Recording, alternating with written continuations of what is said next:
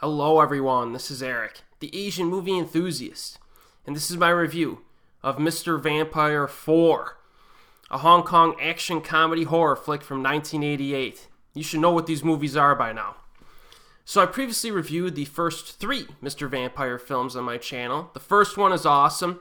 The second one was a downgrade when compared to the first, but it was still moderately entertaining and fun. The third one was a return to form, in my opinion, and arguably as entertaining as the first. So how does this fourth installment compare? Let's find out. In the rural countryside, a Taoist priest is always at odds with his neighbor, a Buddhist monk. So they play pranks on one another while their respective students, on the other hand, are pretty friendly towards one another. One day, a convoy of soldiers escorting a coffin passes by their houses. Our protagonists learn that there is a Chinese hopping vampire in the coffin, and the convoy is on its way to the capital to let the emperor inspect it. So during a thunderstorm that night, rainwater washes away some of the magic charms on the coffin, and the vampire breaks out, and shenanigans begins.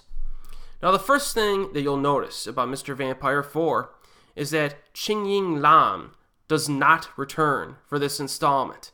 Now, fans of this franchise are not happy about this because he's memorable in these particular movies. You know, he leads them. He leads this franchise. So you could consider that to be a flaw, of course. But the other cast members, I think, do a good job.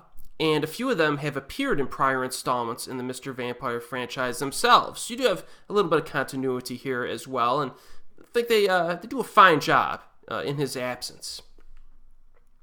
Now, the tone in Mr. Vampire 4 is even a little bit lighter than its predecessors. You know, this movie begins rather cheerfully. You see a guy jump into a pond and catch fish with his bare hands, which is actually pretty fun. And then there's some comedic fisticuffs between the humans, which is pretty good.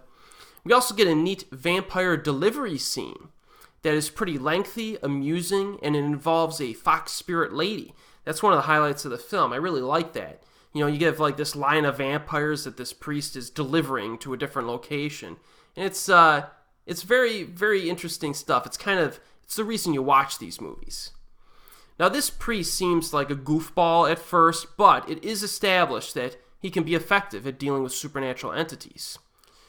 There is a 20-minute section, like right near the middle, right before the middle, I would say, that kind of abandons the vampire stuff for a little bit and goes for straight comedy involving the humans. There's a food fight scene that I thought was kind of lame. They should have replaced it with something else. There's also a body control scene between the priests. It's creative, does have some good moments in it, but I would have rather have them develop the main vampire conflict instead. But the coffin of the main vampire does show up near the midpoint, and then the second half is focused on the vampire shenanigans.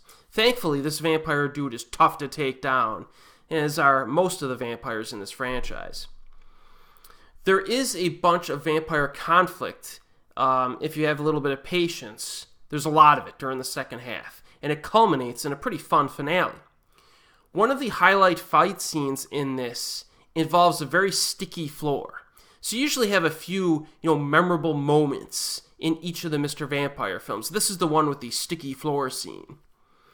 And there's also a huge sword that one guy breaks out. That's pretty interesting too.